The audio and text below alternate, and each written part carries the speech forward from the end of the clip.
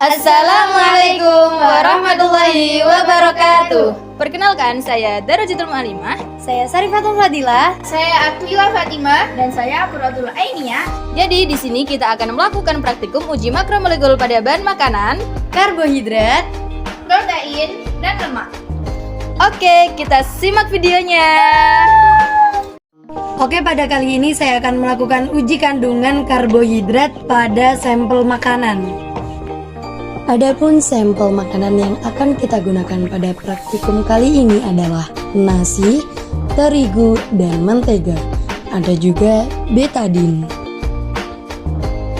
Oke, sebelumnya kita menambahkan air pada setiap sampel makanan yang akan kita gunakan untuk praktikum supaya warnanya terlihat lebih jelas.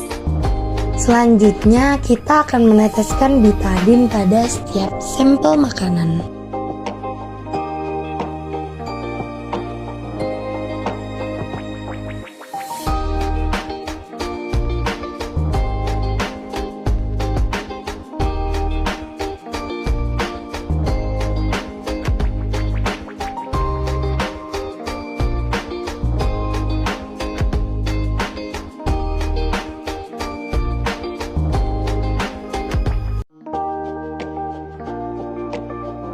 Bahan makanan yang mengandung karbohidrat setelah ditetesi betadin akan berubah warna menjadi biru hingga ungu kehitaman.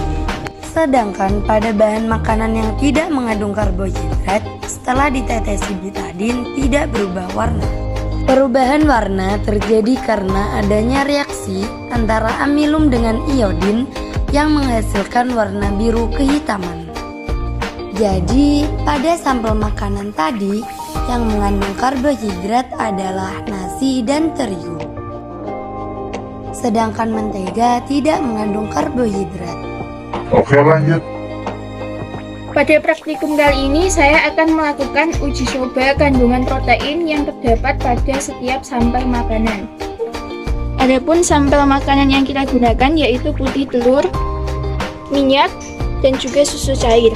Di sini kita juga membutuhkan larutan cuka dan juga air panas yang kita letakkan di dalam baskom. Selanjutnya kita masukkan setiap sampel ke dalam air panas.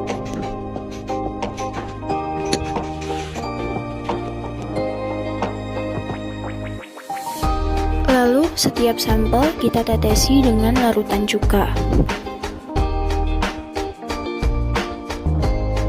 Diamkan selama beberapa saat. A few minutes later. Setelah kita diamkan selama beberapa saat, kita bisa melihat perubahan yang terjadi pada sampel yang mengandung protein. Sampel yang mengandung protein akan mengalami koagulasi atau penggumpalan, sedangkan sampel yang tidak mengandung protein tidak akan mengalami koagulasi atau penggumpalan. Pertama, kita bisa melihat putih telur. Putih telur mengalami koagulasi atau penggumpalan.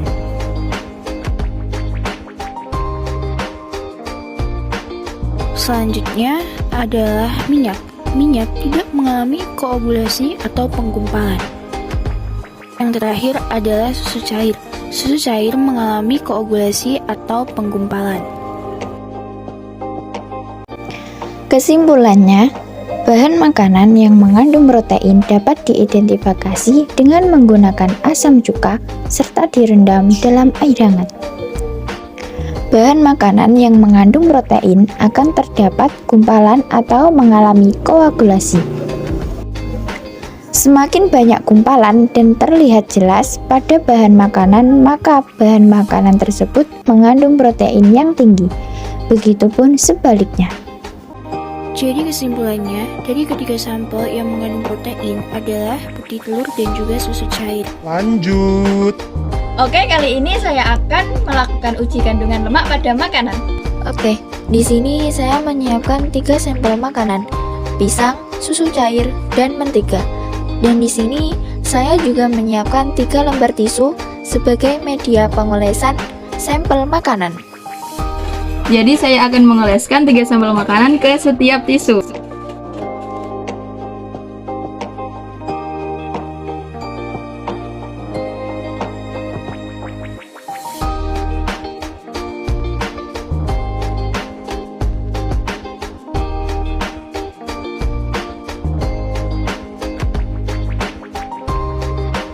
A few moments later.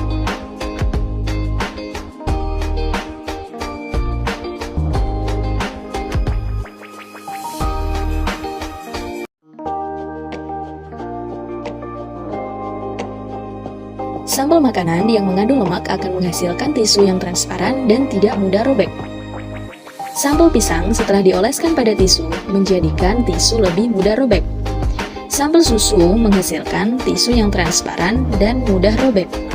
Sedangkan sampel mentega setelah dioleskan pada tisu menjadikan tisu lebih transparan dan tidak mudah robek. Jadi, dari ketiga sampel tersebut yang mengandung lemak yaitu mentega. Bahan makanan yang mengandung lemak dapat diidentifikasi dengan menggunakan kertas buram. Jika kertas buram berubah warna menjadi transparan, maka bahan makanan tersebut mengandung lemak.